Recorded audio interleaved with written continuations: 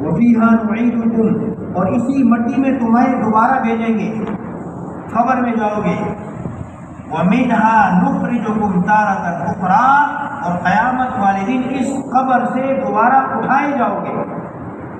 اب یہ انسان قیامت والے دن ماں کے پیٹ سے نہیں پیدا ہو رہا، بلکہ یہ زمین اور مٹی کی قبر سے پیدا ہو رہا ہے۔ یہاں انسان 5 فٹ کا ہے، 6 فٹ کا ہے، لیکن قبر سے اٹھنے کے بعد یہ 60 ہاتھ کا ہوگا، یعنی دنیاوی زندگی کے مقابلے میں یہ بہت اسٹرانگ ہوگا، بہت مضبوط ہوگا۔ یہ 60 ہاتھ کا طویل انسان، قداور، بڑے بڑے ہاتھ، بڑے بڑے پاؤں، بڑے بڑے آنکھیں، سب چیزیں، یعنی اس کا جسم بڑھ جائے گا، بڑا ہو جائے گا۔ کیوں؟